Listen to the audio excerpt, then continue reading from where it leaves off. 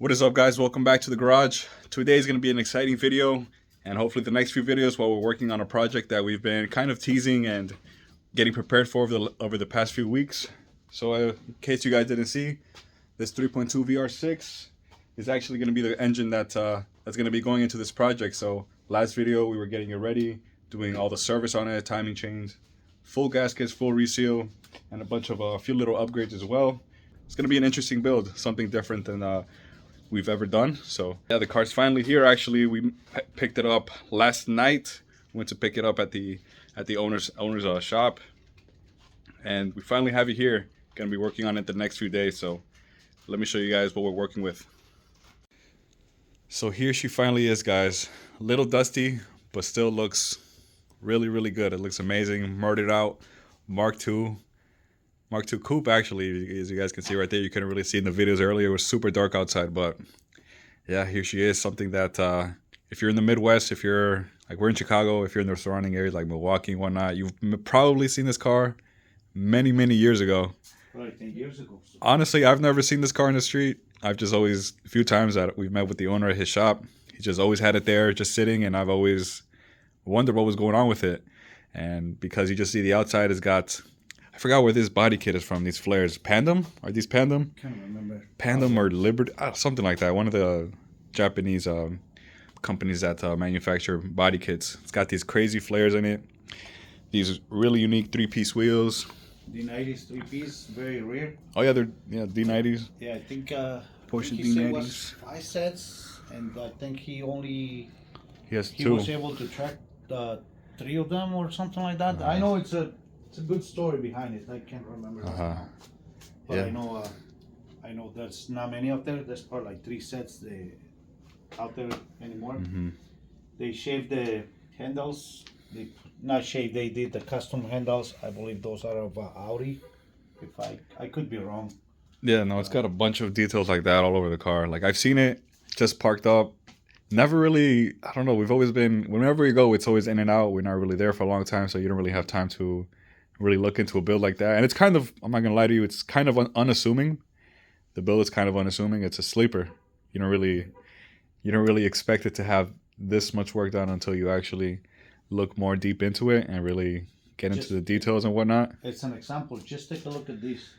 They shaved the line so they can fit this correctly. They didn't just slap it on. You see? Yeah, they filled in the body line. They fill up the body line. So those are the little things that probably people will never even notice, but it's there. And it makes the car looks a lot better. I know this car for a long time ago.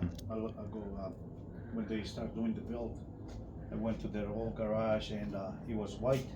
This car was white, and they pretty much stripped the whole thing, and they did one of those builds from all the way from ground up and turned into this, which it was amazing. It's still, still amazing. The owner Kieran, he has another top quality build like this one, the Mark III Jetta. So he has a lot of cool stuff, a lot of cool stuff. So if I could, I don't really have any footage of the car at all, but if I could just share that car, maybe if I could find a few pictures, I'll share those as well, so you guys can get an idea of the type of cars this guy, the owner, has. And it's been sitting for a while, so maybe at some point we're gonna be doing something with that car as well. Yeah, check out the dust. But anyways, moving on, let's talk a little bit more about the car. This is personally my favorite part of the car, the engine bay right here, the engine compartment. This is a very well put together engine. Like he was telling me all the stuff that's got in there. Eventually, we will get a list, and we might help him find a new owner for this whole setup. Yeah. He's gonna be selling the whole thing. Couple things on top of my head. I know he said it's an AVA black with a 1.8 head, and it's all been work on it. And it's got the turbo, brand new turbo, and I think he's got an extra turbo. He's got a Heltec ECU. He's got a pedal queen. Standalone. It's on standalone, right? Standalone, yes. Heltec ECU. And he's got Paloquin in the transmission. It looks like an O2J out of 118.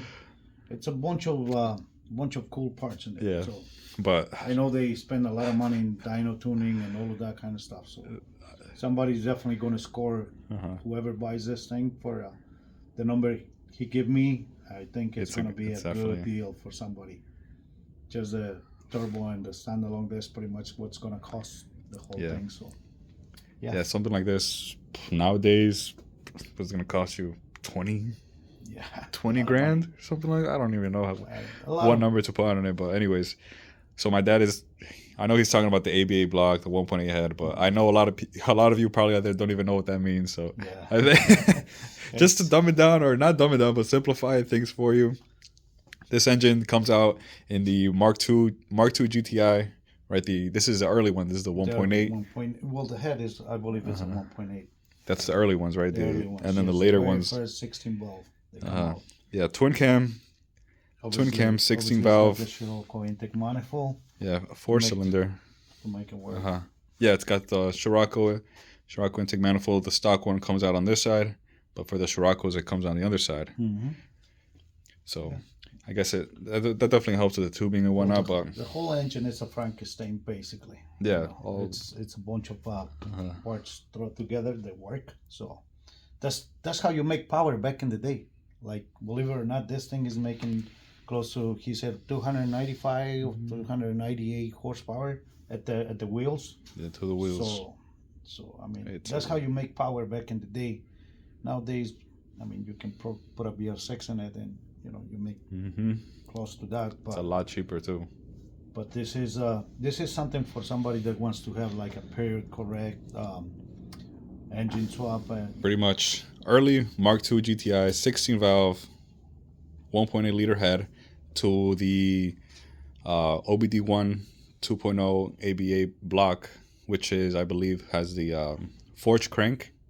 It does. It has a forged crankshaft, and then.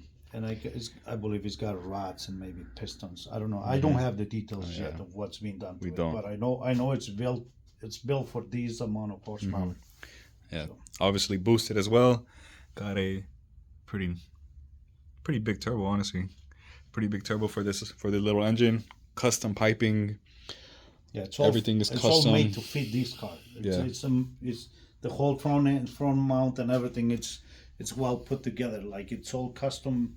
It's all well built for the car. So, and it's been proven that it runs. It works fine. Yeah, and obviously it's gonna have all the supporting mods to get to those 300 horsepower, which I'm sure it could even make more than that. Obviously. Oh yeah. 5-speed manual transmission. Probably has a limited slip. It does. He's got a Peloquin. I know he mentioned that yesterday. He's got a Peloquin. That's going to be going with the engine as well, since it's not compatible with the VR6 anymore. Pretty much everything you see in this engine compartment, it's going to be going into whoever wants to buy it. Yeah. Everything, except for the AC components. We're going to keep those to make it work. Yeah. The new setup. But everything else is going to go. So. Then I think we can keep talking about the car a little bit more, but I think we should get it washed up first. We're gonna get it washed up so you guys can actually see it in its full potential, full glory right now, because it's not looking the best right now. Yeah, it's really dusty, and the reason we want to wash the car before we touch it, we don't want to take the risk of working, against all the dust and the paint, between the dust and the paint, and you just want to make scratches, and we don't want that. You could if you put a rag on top of this and you move it over, it's gonna scratch the entire paint. So we don't want to do that. That's why we're gonna wash it inside the garage, because it's cold outside, and dry them up and clean it as best as possible before we start working on it. We have to protect the paint, protect everything, and start working on it. But first step is wash the car. Yeah, that's the main thing. All right. Yeah, let's get to it. See the difference? Yeah.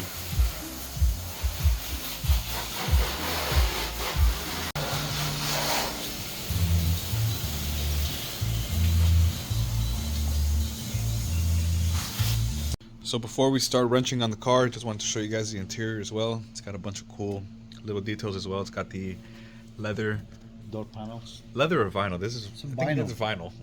Vinyl door panels.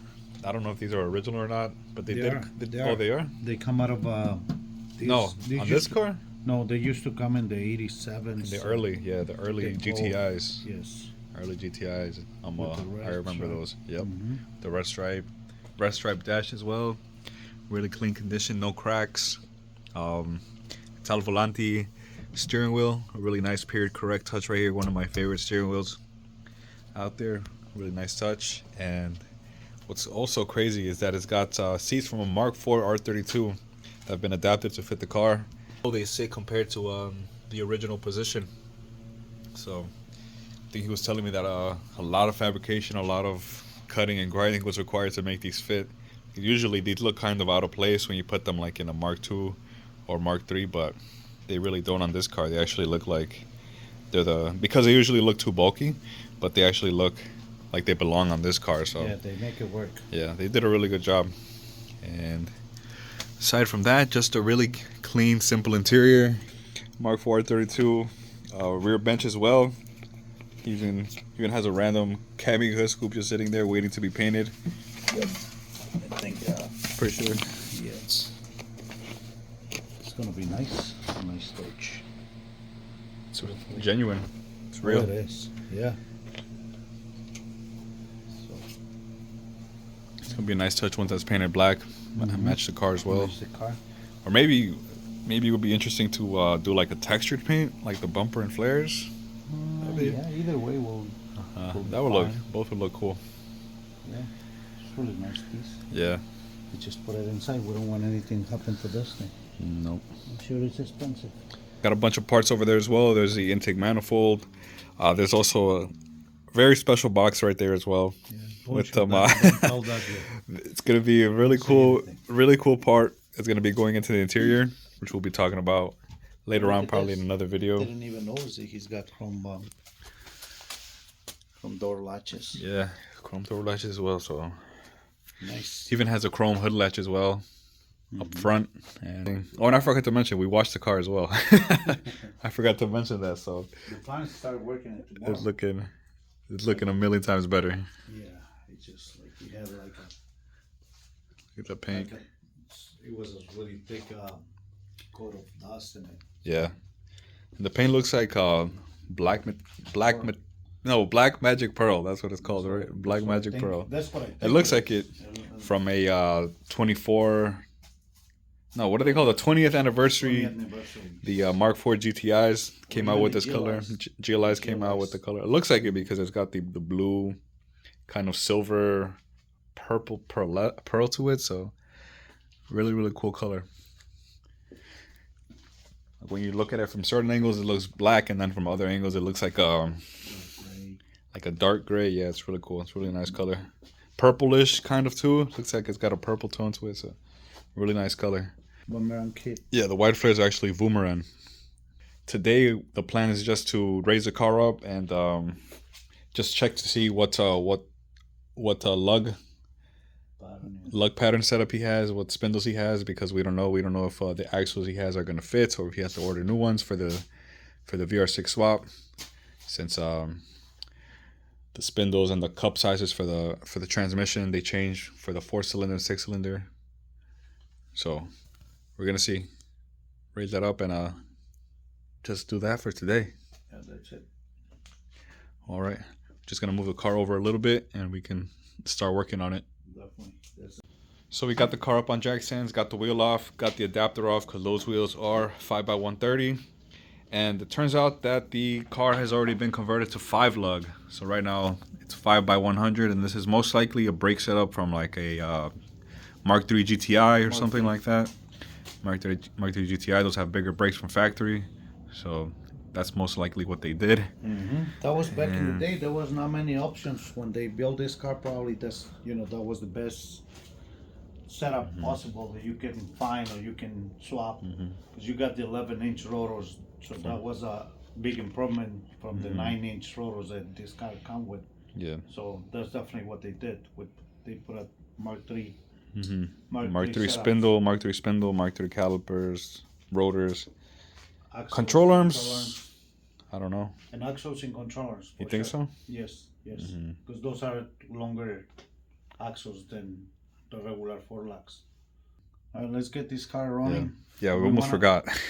We want to show you guys with the motor running and everything, so whoever is interested in buying it, we have proof that it was running and driving. You guys can see it under the hood and running and whatnot, so you guys can see no weird noises or anything like that, nothing out of the ordinary. So let's get it started. All right.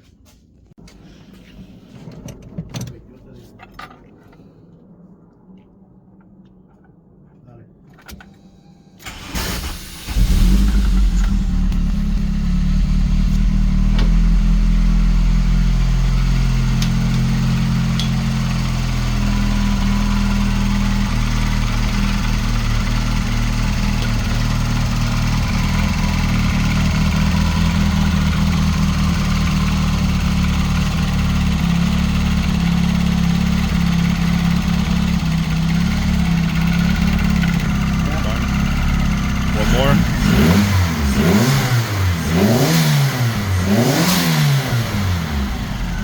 There it is. Boosting. You Good. can hear the boost. Yeah.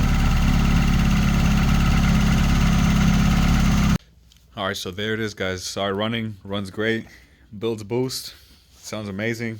Love how these 4-cylinder sound with the turbo. It sounds really nice. Well, yeah, we'll have the details up of the engine once we have them. For whoever's interested, feel free to message us on our social media or something like that if you want to just inquire about it, get the ball rolling with it. We still gotta talk to the owner and see his price, what he's gonna throw in with it. I think he said he has a bunch of spare parts he's gonna throw in, like another ECU, another turbo, I think you said. another turbo as well. So we'll get all those details for you guys. And yeah, let us know what you guys think about the project. I know it's probably not a car that not many of you are familiar with or have ever seen. So we're in the same boat, taking it all in, taking it all in. Really admiring this car. It's a beauty. And that's what we like. I mean, this is home for me. Mark IIs, Mark Ones. That's what I like to work the most. You know. Yeah. Mark IIIs and under. Mark Even 3s Mark and under. Mark 4s, I'm okay. You know, to work in those as well. But other than that, nah, You like working on the Mark 6s too. I don't.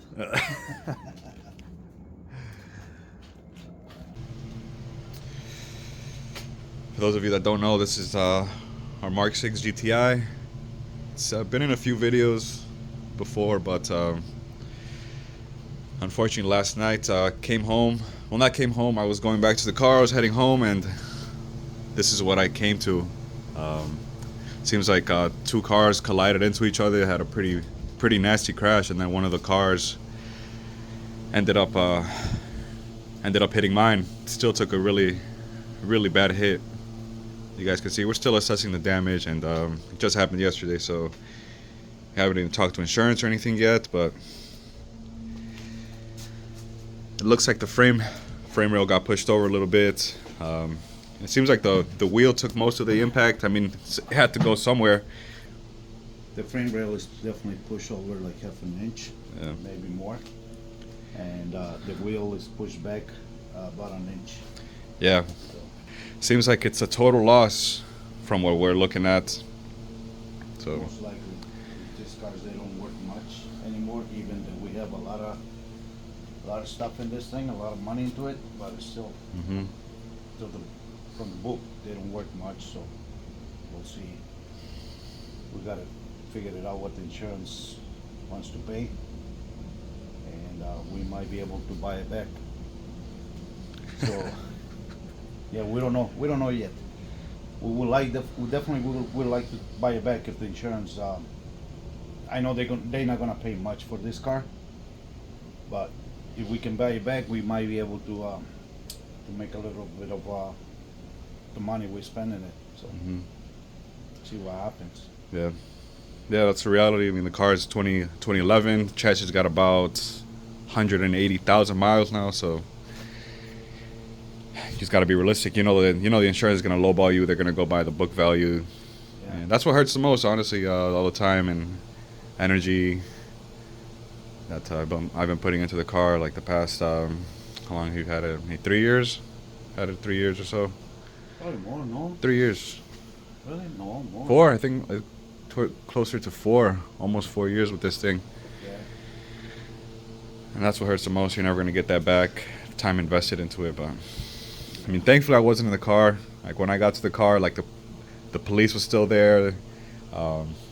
They were picking up the cars and everything, moving all the trash from the accident. So I could have gotten there like 15 or 20 minutes earlier, and if I was just chilling in the car Yeah. or something like that, I would have. Even walking towards the car, the way you explained me, you could have been even walking towards the car when this happened. So Yeah, I could have been walking towards it. you're lucky. I mean, Yeah, no, I'm okay. Nothing happened to me. That's what matters. End of the day, these things are. It's a car. That's the reality, but man, it still hurts. Like, it hasn't even been 24 hours, and just talking about partying this thing out, it sucks. yeah.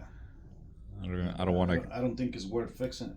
Like, I mean, we'll see. We'll see what happens. We'll keep you guys updated with the claim. Who knows? Probably buy the car back, part it out. It's got a bunch of good parts. We'll see. Like, we're still down. It's sad, but it's the reality. It's one of our cars. Just want to keep you guys updated on what's going on in our cars, our little collection we got going on. But it's how it is. It's not always going to be good things, but all right. Moving on from this, we actually got this new toolbox right here. This new toolbox is Husky toolbox. It's massive. It's got a bunch of drawers. It's a massive upgrade from the old one that we have over there. Yeah. I guess it's time to retire the black and red one that we've had forever. I can't believe it, the amount of work that we have done and all the stuff that we pretty much do. This is all we have. This is pretty much it. Yeah, this. No fancy tools, no fancy equipment, no nothing. This is it. Even my toolbox, I repaired a couple of times because it was falling apart. Yeah, it's got some self-tapping screws holding on the door. This thing over here. Custom bracket right here. And it's all plastic too. It's all plastic. It's held up. It's all plastic, you know. So I think it was time to upgrade. So that's the plan for today. We're going to be moving all the tools from these two toolboxes. We're going to be transferring over to that big guy over there, and it's going to be going. That box is going to be empty.